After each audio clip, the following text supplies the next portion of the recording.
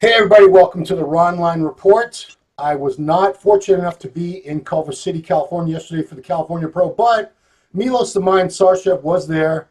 He's got an expert eye. I totally love hearing any time he analyzes physiques, breaks down these competitions.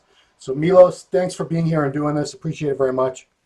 It's always a pleasure, interestingly, this time backstage, there's so many guys that came up to me and asked me for my honest opinion. I said, look, I'm not going to sugarcoat it. I said, we don't want you to sugarcoat it. We want you to tell us the truth. So this is really what I'm doing. And like, sometimes people get offended. And really, it's very easy to give compliments. Oh, you look great. You look fantastic. Da, da, da, da. Come on. And when you give us some criticism, that's usually constructive criticism that they would, if they listen, be able to improve. So, there was actually quite good experience being backstage and those guys coming up to me and say, what do you really think? So there are a few guys. Did any of them get mad at you, or were they all very, very grateful? Just, okay, maybe some guys don't agree. Sometimes you look at yourself, straight down and maybe in the mirror and you see one thing, but then you see the pictures and video footage from the stage and then you realize maybe that's not exactly, what you had in mind. Yeah. So that happens quite often. But I'm going to say also there's, because I was around and I've seen Jim Mannion was there. He did an absolutely fabulous job. I now start appreciating much more what he does. He is a head judge. He was making the call-outs. He was picking who's going to go there. And I could not agree with him more, who he was picking and in which order, really. And then afterwards, he also told me many guys come up to him and say, oh, you don't like me and this and that. It's just a typical thing. And there's nothing about liking or not liking, you have to judge fairly. Yeah. And, some guys have tremendous physiques, but they didn't deliver it. Yeah. And then he has to tell them that. And then it's really, where do you place those guys? This is that, constant question about this judging, and I don't think it was ever answered. But let's just, before we analyze the top 10, what goes into the judging, I think, yeah. Because it was never really disclosed. You should consider shape, right? Yeah. Balance, if anything is missing, size, then conditioning. Maybe presentation, how much maturity and polished look they have, those serrations, separations, and stuff like that. This is about physique. Yeah. But now, when you talk about conditioning, what is conditioning? It's how lean you are, if you did your job dieting, how hard you are, so that's a little, touchy subject part that maybe anabolics, androgenics, get in the picture. Some guys are just not, same hard androgenic look that they have. Then how full you are and how dry you are. So this is really how it is. So everybody's missing a little bit here and there, unless it's perfect condition. Then how do you gauge them? A good example is one of our favorites. We talk about all the time, Lionel Bayeki. Yeah. Right? Who, if in a perfect world, if everybody comes in the same condition, he could have been winning the shows very easily. Yeah. And because we always judge him on conditioning is not right there, so then he always slips. He improved tremendously, and some people saw him even much higher, but there was always this, would you consider his conditioning good enough as somebody else? And then, how do you place him?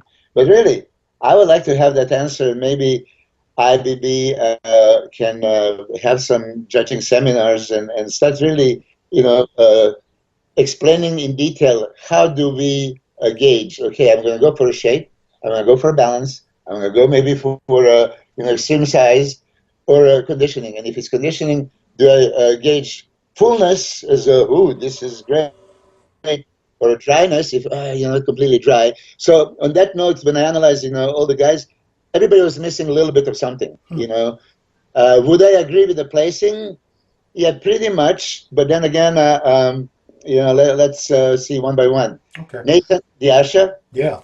Yeah. He was a rightful winner, and of course, if you look at the score sheets, there was not question. He has that tremendous shape. Every bodybuilder is bodybuilder.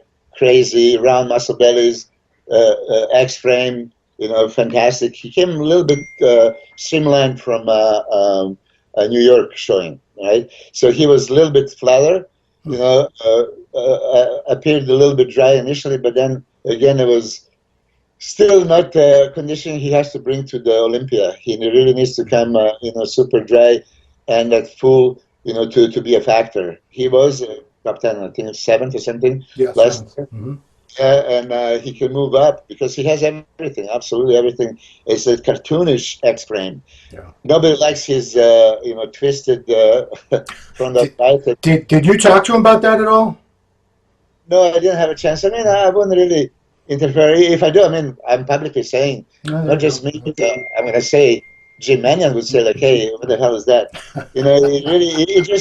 It doesn't bring any, more aesthetics to it. Usually guys, when they're twisting around, they think, like, okay, now that's more aesthetically pleasing.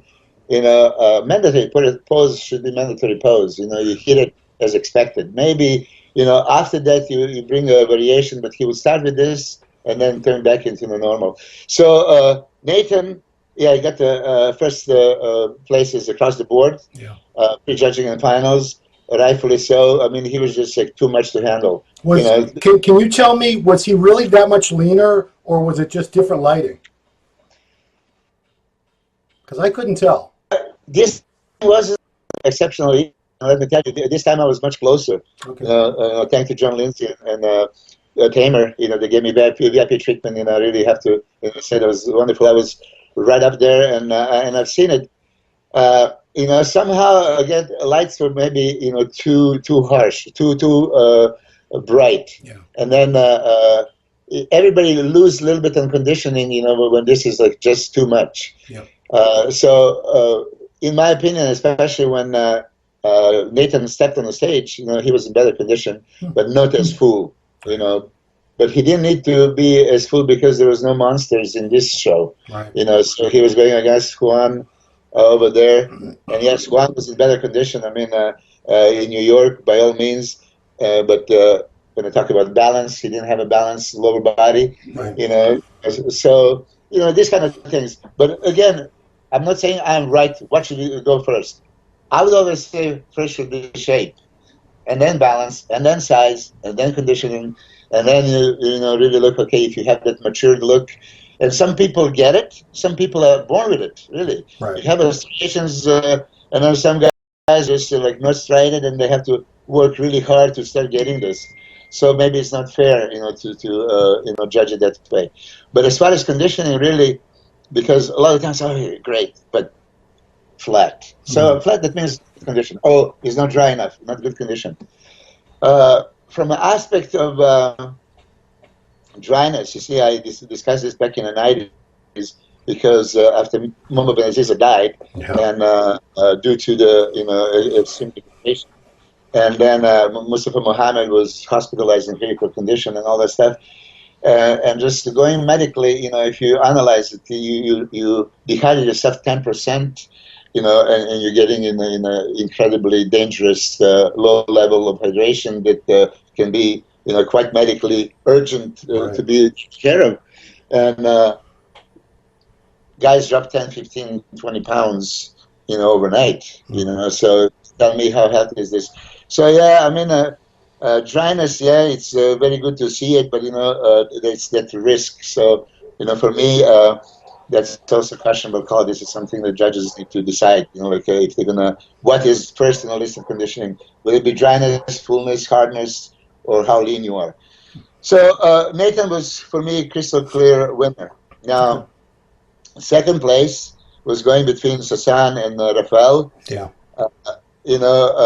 Seeing him both backstage, I know they both work with Christian Sita and both tremendous competitors.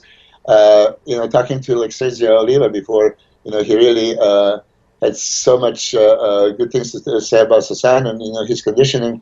But when I saw him initially, okay, maybe I was just expecting more. And I told Sasan backstage, maybe I was expecting more because he was just really that, super dry, striated, lean. Everything was there. So he didn't just meet my expectations. Not that he was off. By no means. He was well conditioned. Yeah. but he was a little bit off for Sasan, and that's also a bit. You get yourself in a certain level, and then everybody's expecting the same conditioning. Like So he Dexter. That's exactly what happened with Dexter.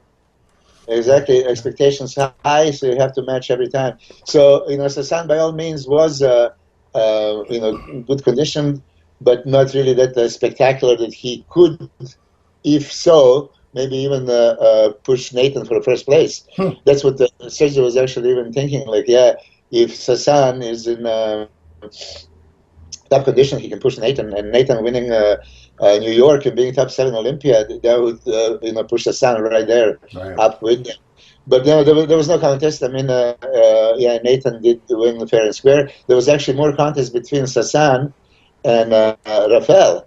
Now Rafael is really a breakthrough. I mean, everybody's raving about a kid, 24 years old, shaped to die for, and some people say he needs more size. Yeah, initially when you look at him, like maybe okay, he needs more size, but then when you see him standing right next to Sasan and Nathan, he wasn't lacking that much in the size. Actually, in many poses, he was a perfect match, and in some even looked more massive. So for me, and I was telling Rafael, yeah, that maybe he can just tighten up, for finals, but he didn't. If you see the score sheets, there was not a perfect score for Sasan. In a prejudging, he didn't have like a perfect, score. Second place. Yeah. So there was some judges still considering Rafael, and let me tell you, me being a shape guy, right? I would, probably put him second, Rafael, But yes, the conditioning was still lacking. Okay, guy comes alive when he flexes, but even if you see some videos backstage, pumping up and stuff like that, relaxing, just doing the interview, you actually think that he's not in condition. He was in condition, but not also spectacular. I know he's going for Toronto Pro, so I hope that Chris is going to tighten him up, because this is really a future. This guy has everything.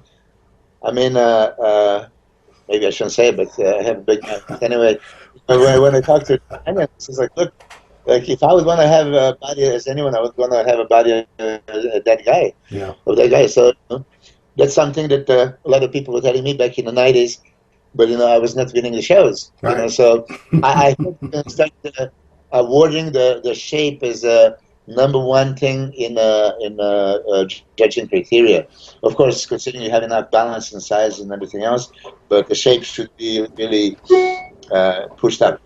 I just have to say something real quick about Rafael, because I owe him an apology on a video I made last week. I said I didn't think he would need to lose that much size and weight to make a classic. I was very wrong. He's a lot bigger than I thought he was. Once I really got a good look at this show, he carries a lot more mass than I thought. I don't know why I was so mistaken, but he doesn't need to be a lot bigger than he is. Yeah, I could say the same thing. That he would be, because he has such a static classical look. That he could be perfect Mr. Olympia right away as a classic, but I don't think he can make the weight. I was actually shocked that Grimes, made a weight in New York. Yeah.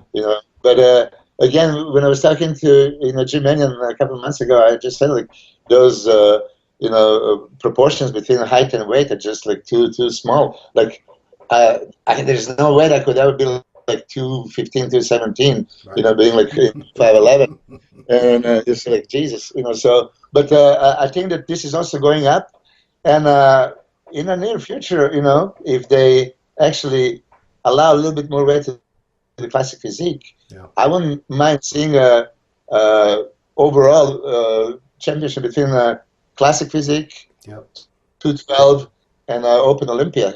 Because let me tell you, nobody really wants it, but why not? Again, if Frank Zane could have beat 3 years in a row the best in the world, being I don't know, 180, 100. Yeah, he beat Mike Mencha for the overall. He beat Robbie Robinson for the overall at the Olympia when they had under and over 200. I mean, he did beat Arnold before, so that's it's true. Like, so by all means, bring back that beauty. I mean, Joe Weider, back in the day, appreciated that, and we all talked about it. Arnold finally pointed out that one of the Arnold classics that we need is streamlined physiques with the beautiful shape and the tight midsection and everything else.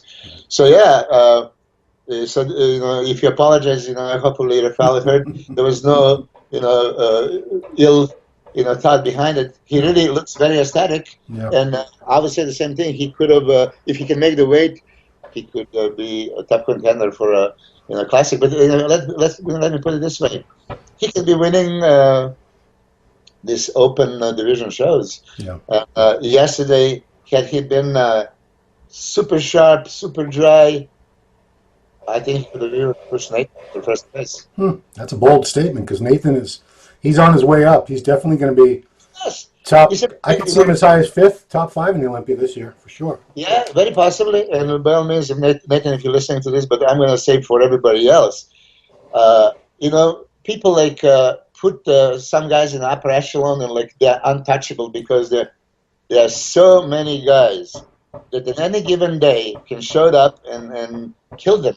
Really, if just physiques analyzed, we all tend to put the ranking and say, okay, this top 6 at Olympia cannot be touched by these guys. Right? Why not? I mean, Brendan Curry and Nathan Deasha at Olympia last year could have both placed much higher. Yeah. If they were given same treatment, no sticker as okay, I'm a Group A. So by all means, you tell me. Yeah. You tell me. Why would I tell? Why would I tell Rafael? You cannot beat Nathan. He's so superior. Right. I said, well, let's analyze shape and balance, right? Okay, he loses maybe in the size if conditioning is the same. Presentation is also a huge factor. I said it many times. It's not just like stage presence and how you present yourself.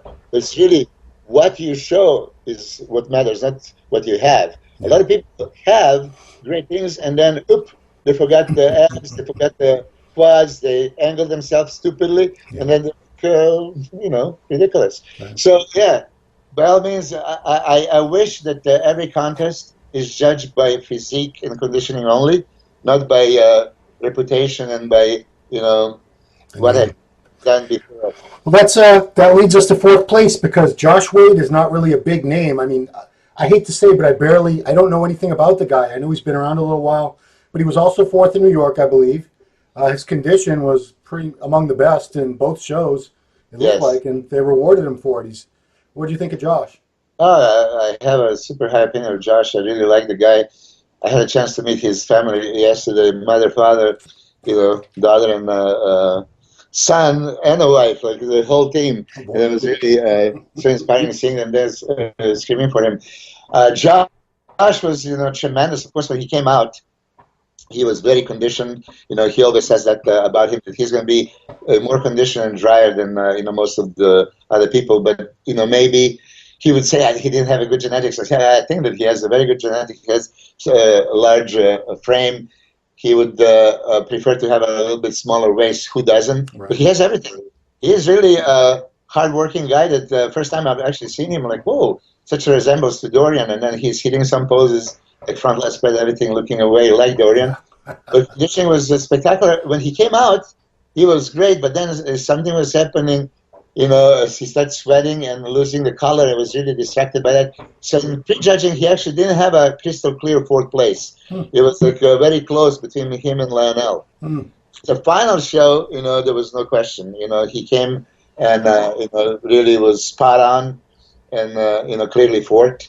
Yeah. Again, if you're looking at the conditioning, he could have moved up. Really on conditioning alone. Yeah. But combination of everything, I think that.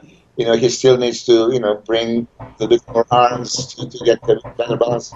Right. There's something going on with the sound. Yeah, you're hearing like construction behind me? Is that what it sounds like? Yeah, maybe that's in your area. Not here.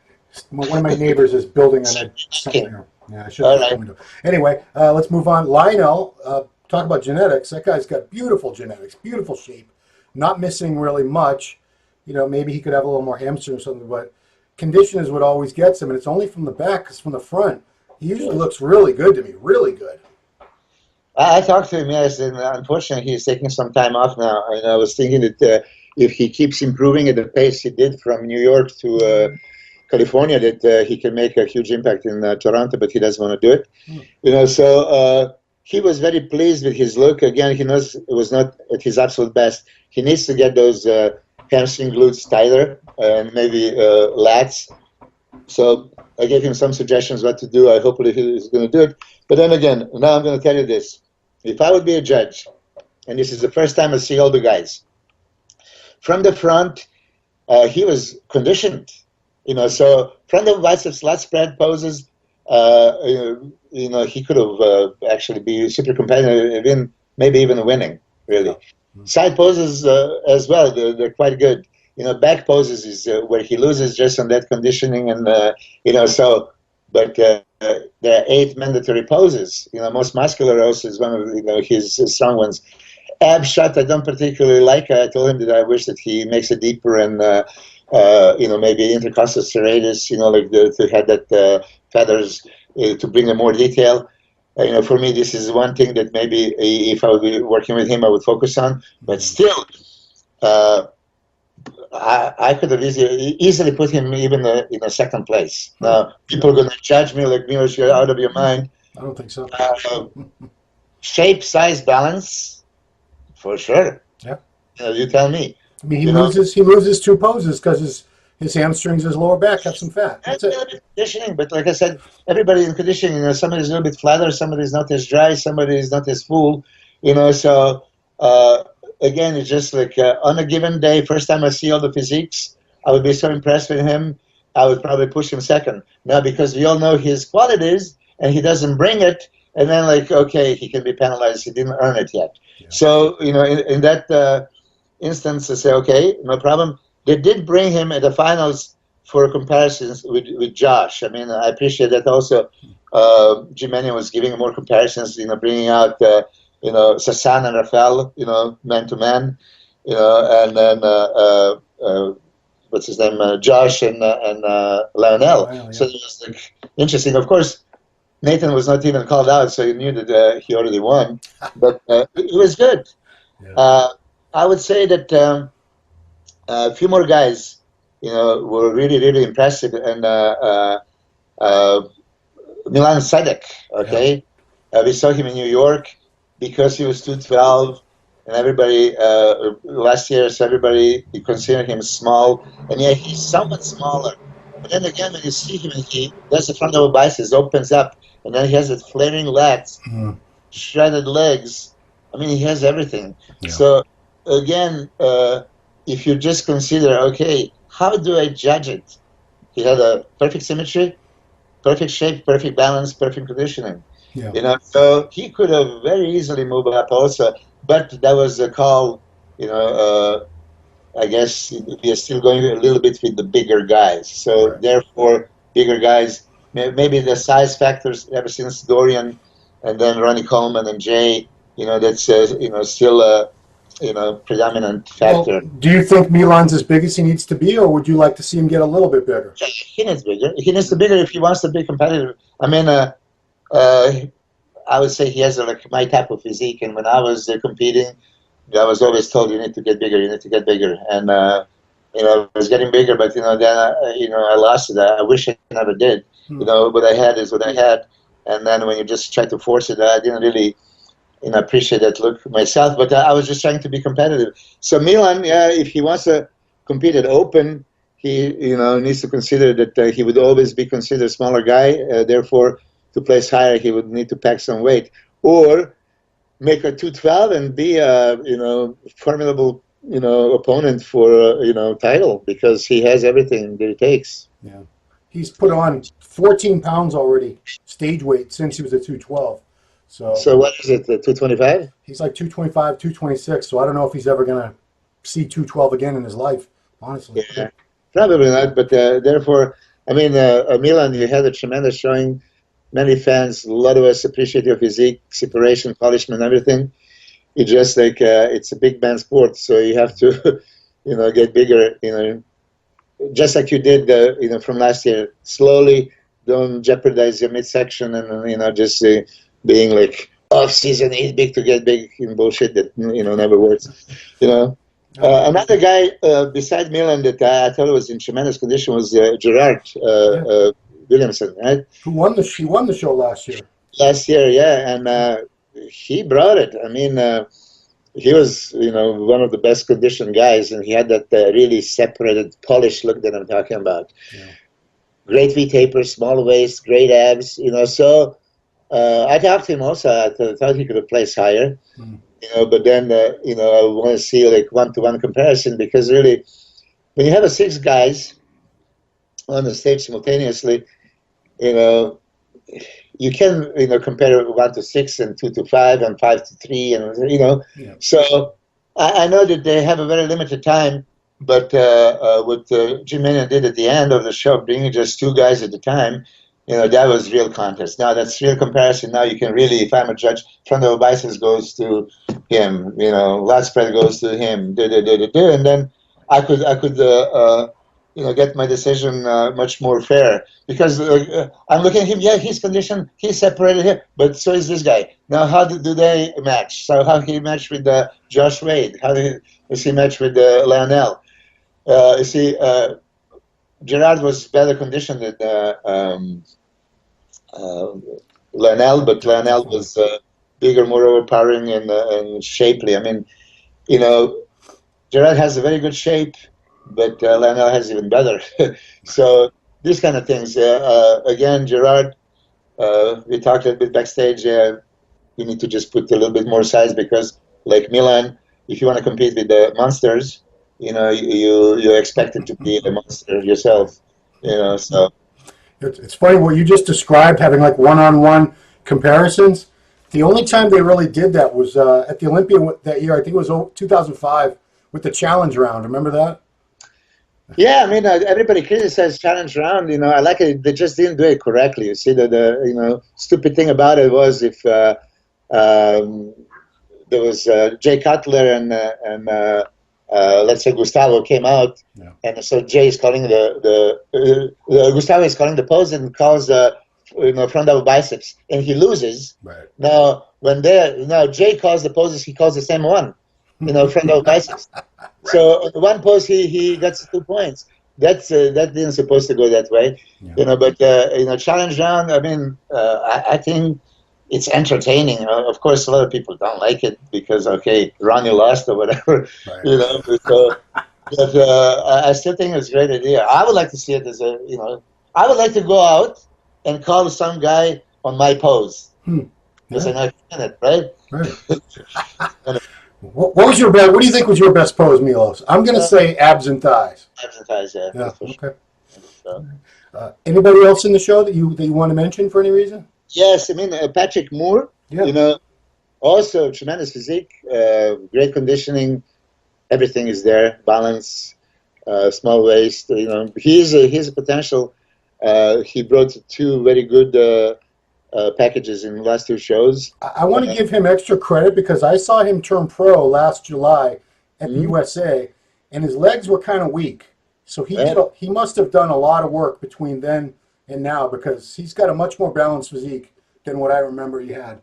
You see, this is also how the people look like, oh, I place only 8. No, you place, top 8 out of 24, professionals, and somebody has to be first and somebody has to be last. Yeah. So he looks tremendous. He got his chance, but, maybe, judges were favoring a little bit different aspect, as I was saying, in the judging, everything that comes into the play. Yeah. For me, he was tremendous. I thought he would place higher also. Eddie Bracamontes, I mean, this is another great physique, and he has all the size in the world and already a shape. I wasn't really familiar with him until this year, but then he reminded me that we took a picture together back in 2013 in Spain. He is one of the up-and-comers that can really do the damage. Yeah. Guy has everything, width, enough size, tons of muscle. And, he can come in a great conditioning. He wasn't spot on, so that's why maybe if he was a little bit harder, drier, more conditioned, he could move up as well. Because, again, he has size that Milan Sadek didn't have it, and maybe Gerard. So from that aspect, I think it's always judges would probably tend to put in a group. Okay, Eddie is in this group, much bigger and the same conditioning, so probably he would overpower these guys. Yeah. So I mean, there was a good show. I do very much appreciated the treatment I got, and the contest was run, very very smoothly. Yeah. So looking forward to come back there next year. Now, Tamer, I want to thank Tamer because at the USA last, a couple times he gave me a sandwich, and I appreciate that because you give me food, I'm your friend for life. That's it. Feed me, and I'm loyal to you forever. So yeah. I'll bring you a cheese sandwich next time. No, there was some meat. It was meat and cheese. I was happy. So cool. Well, Milos, thank you so much. I know, it's tough work, like trying to analyze the physiques while you're watching the show and everything. But you have that mind, you have that eye, you have that memory. So I always appreciate you giving your feedback because it's like I was at the show. I didn't really even need to be there. So. Yeah, this time actually not just taking pictures. I was taking pictures a little bit, but then I was like really watching the physics because I knew that I'm going to have a wrap-up analysis. Yeah. And then I realized before, like just with Sean Clarita, maybe I didn't look at him enough with the prejudging to realize how good he was. And I was very impressed with Zane Watson. So like I would give him in favor of Zane, but then at the finals, when I didn't take a pictures and I could really analyze, it was a little bit different. So you guys, if I offend anyone, I apologize. I'm just speaking my mind, telling the truth. Like I said, I always liked criticisms much better than compliments. Cause everybody can give you a bullshit. Oh, you look fantastic. I look like shit, but the truth is, that's what Instagram is for. If you want compliments, all the people that are your fans and followers on Instagram, they'll tell you you're awesome. Yeah, look, I put some pictures. Oh, Milos, you look great. Like, what is great about me? Cheer, please. Anyway, it was a pleasure as always. I'm not being. I'm not going to be in Toronto. Sorry, can't do this wrap up there. So okay. This is it for a while. All right, cool. Well, appreciate it. Thanks for everything as always. For the Ronline report, it's been Ron Harris and Milos the Mind Sarchef. Thanks for watching.